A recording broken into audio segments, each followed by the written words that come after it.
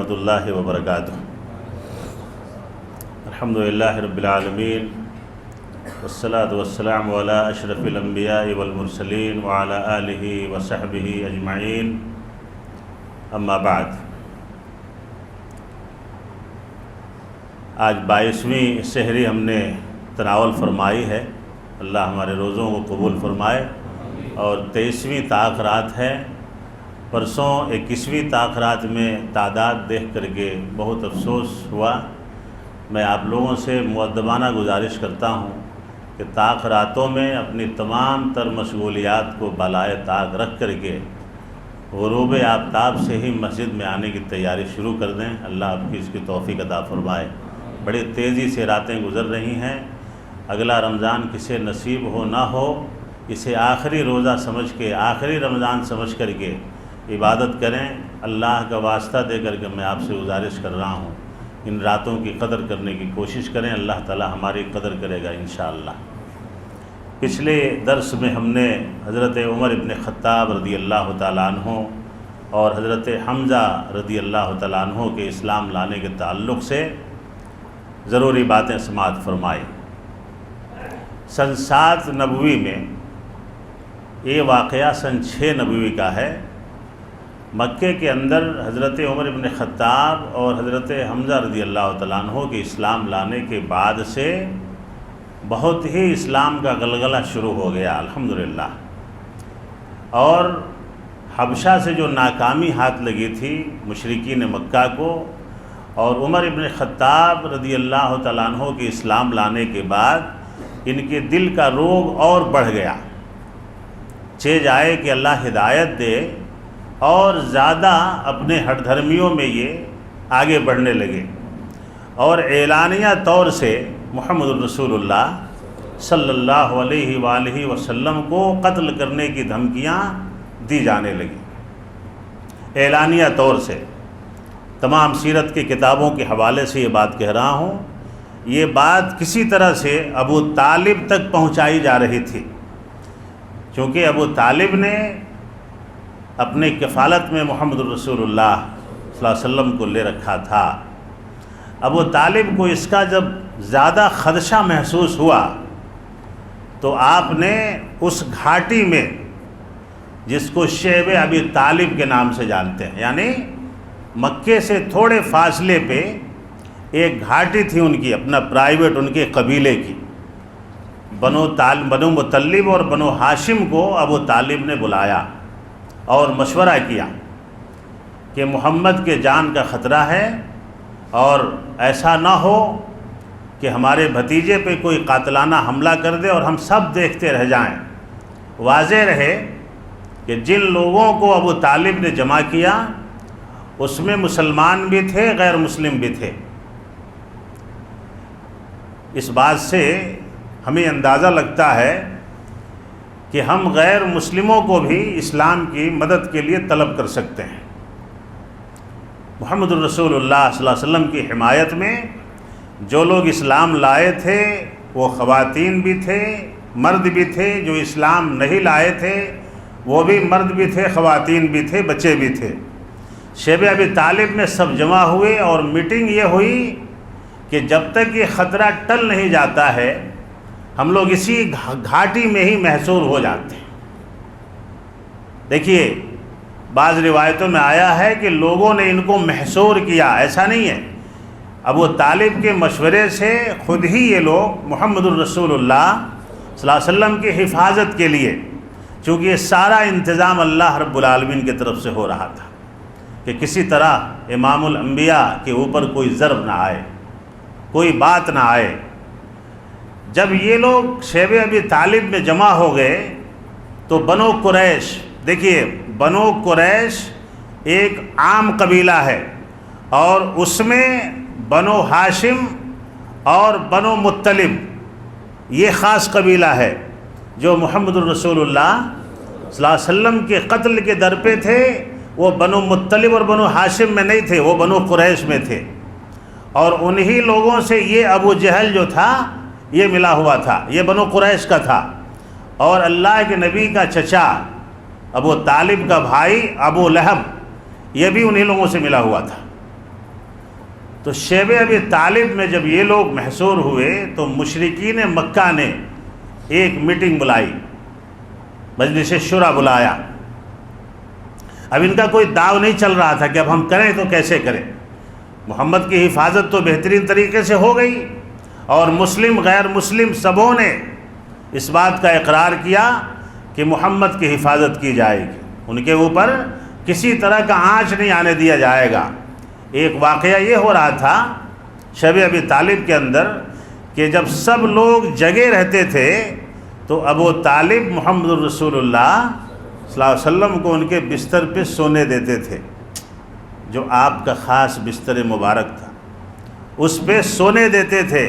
لیکن جب سب سو جاتے تھے، دیکھیے جن لوگوں نے محمد صلی اللہ علیہ وسلم کی حفاظت کی گارنٹی دی تھی ابو طالب کو، ابو طالب کی ذہانت دیکھیے، پھر بھی آپ کو چین نہیں تھا۔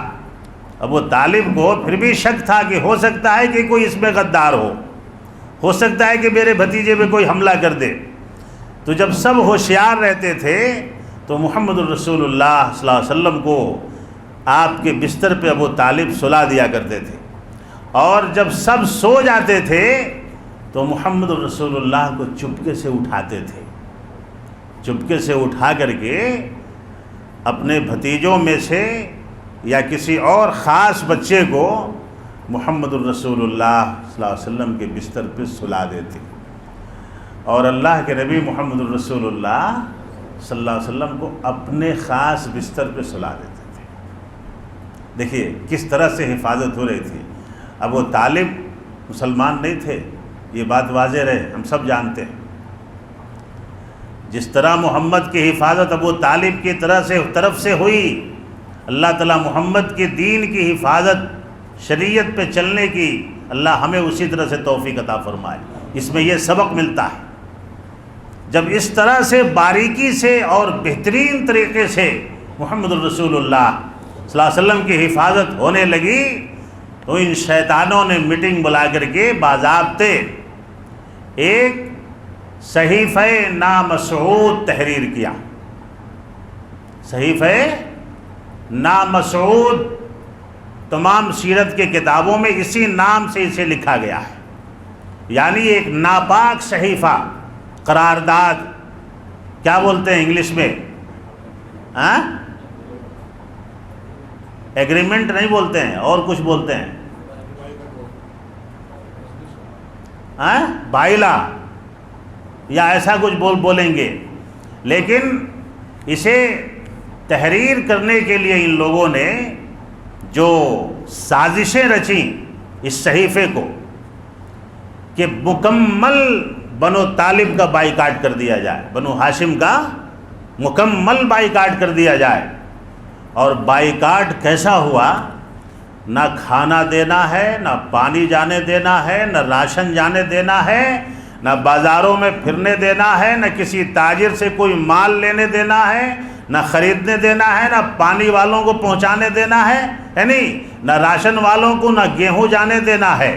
کسی طرح کی کوئی بھی ایسی خوراک جس سے کھا کر کے وہ آرام سے رہیں، اس سب کو روکنا ہے۔ شادی بیاہ نہیں کرنا ہے، رشتے نہیں کرنے ہیں، بات چیت نہیں کرنی ہے، یعنی بالکل ایسا سخت صحیفہ لکھا ان لوگوں نے جس میں کسی طرح کی کوئی رواداری باقی نہیں تھی۔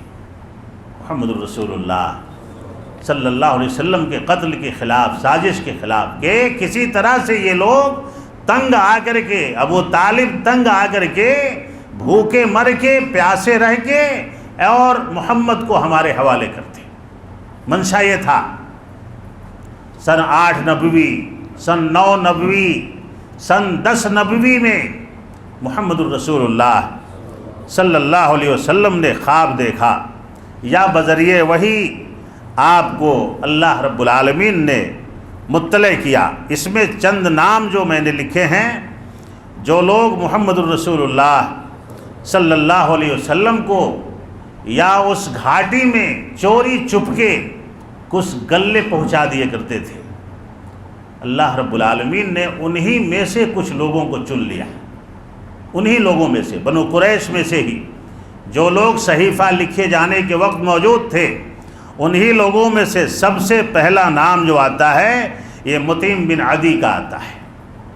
یہ گیہوں کا بہت بڑا تاجر تھا، یمن سے اس کے پاس گیہوں آیا کرتا تھا، اور رات کے اندھیرے میں تاجروں کو یہ رات کو آنے کے لیے کہتا تھا۔ رات کے اندھیرے میں جب اونٹ، گیہوں سے لدے ہوئے اونٹ آتے تو 2-4 اونٹوں کو شیب ابی طالب کی طرف ہانک دیا کرتا تھا، بطور خریداری نہیں، فری میں، اور وہ گیہوں کے بوریے اتار کر کے ان اونٹوں کو پیچھے سے ہانک دیا جاتا تھا۔ اس میں ایک نام آتا ہے حکیم بن حزام بن خویلد کا۔ یہ حضرت خدیجۃ الکبریٰ رضی اللہ تعالی عنہا کے بھائی کا بیٹا تھا، بھائی کا بیٹا، اور یہ بھی چونکہ پھوپھا ہوئے محمد الرسول اللہ صلی اللہ علیہ وسلم، تو اپنے پھوپھا کی محبت میں یہ بھی رات کی تاریکی میں 2-4 بوریاں پہنچا دیا کرتا تھا۔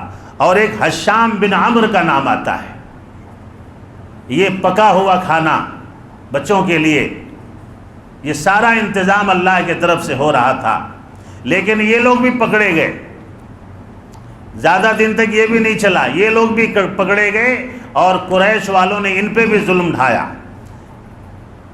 سیرت میں لکھا گیا ہے کہ چمڑے ابال کر کے صحابہ کرام نے پیا پانی، پتے کھائے، اور رات کی تاریکی میں سناٹے میں بھوک اور پیاس سے بچوں کی اور عورتوں کی رونے کی آوازیں آتی تھیں، اور یہ ظالم ان رونے کی آوازوں سے خوش ہوا کرتے تھے، یعنی ان کی امید بڑھتی جا رہی تھی کہ تکلیف شدید ہو رہی ہے، اب ابو طالب محمد کو ہمارے حوالے کر دے گا کسی حال میں۔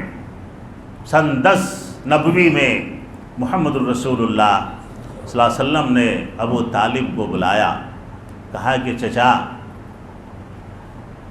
جو انہوں نے صحیفہ اصل میں ایسے لکھ کر کے، ایسے موڑ کر کے، ایسے کھلا نہیں، ایسے موڑ کر کے باندھ کر کے کعبے کے اندر لٹکا دیا جاتا تھا کہ اس کی حفاظت ہو،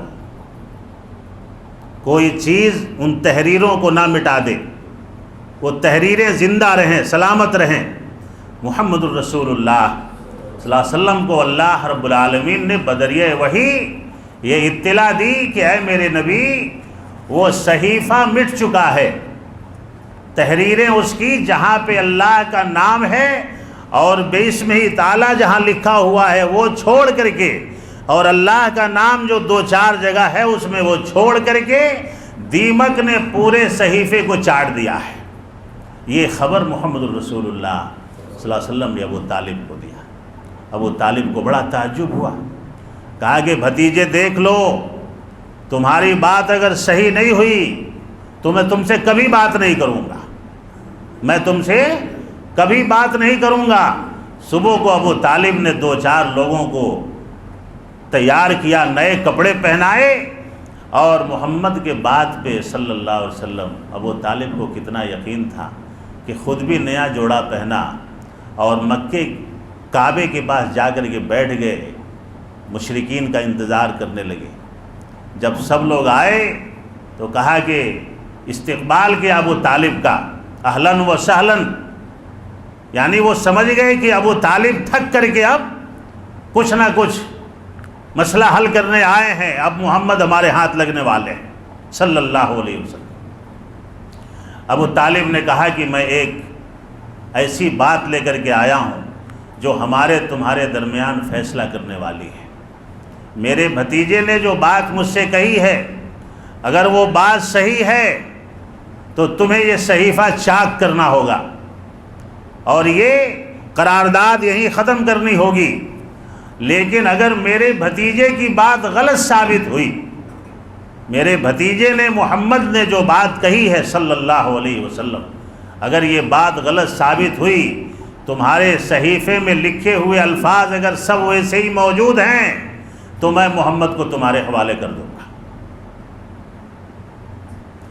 کتنا یقین تھا محمد الرسول اللہ صلی اللہ علیہ وسلم کی بات پر ابو طالب کو، لیکن پھر بھی ہدایت نہیں ملی، ہمارے دل اگر سخت ہیں اسلام کے بارے میں، اگر ہمیں نماز کی توفیق نہیں ہو رہی ہے، نیکی کی توفیق نہیں ہو رہی ہے، تو سمجھیں اسے کہ یہ اللہ کی طرف سے کہیں ہمارے اوپر مار تو نہیں ہے، کہیں ہم ملعون اور لعنت زدہ تو نہیں ہو گئے۔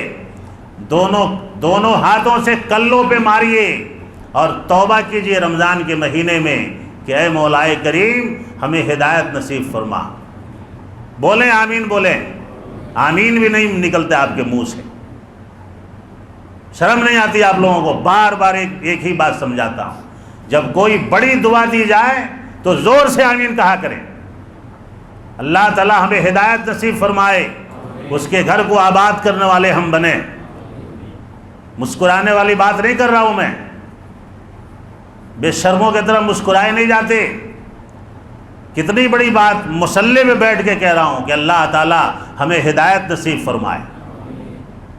فیصلے لکھے جائیں گے طاق راتوں میں، اللہ سے دعائیں کریں کہ اللہ ہمارے حق میں اچھا فیصلہ فرما، ہمارے حق میں اچھا فیصلہ فرما، ہمارے صحت کے بارے میں اچھا فیصلہ فرما، ہمارے مستقبل کے بارے میں اچھا فیصلہ فرما، ہمارے گھر اور قبیلے کے بارے میں، ہمارے بچوں کے بارے میں اچھا فیصلہ فرما۔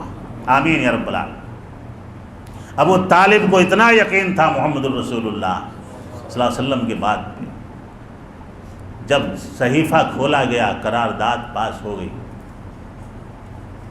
تو اللہ کی قسم سارے الفاظ اڑ گئے تھے، سارے الفاظ اڑ گئے تھے سوائے اللہ کے نام کے، اور اس میں کچھ بھی باقی نہیں بچا تھا۔ ظالم ابو جہل نے کہا کہ یہ تمہارے بھتیجے کا جادو ہے، یہ محمد کا جادو ہے، اس نے وہیں سے جادو کر دیا ہمارے صحیفے پہ اور سارے الفاظ اڑا دیے۔ ابو طالب ناراض ہوئے، اور یہ انہی میں سے 5 افراد کو اللہ رب العالمین نے پہلے سے متعین کر رکھا تھا۔ کن لوگوں میں سے؟ قریش والوں میں سے، جنہوں نے صحیفے لکھے تھے۔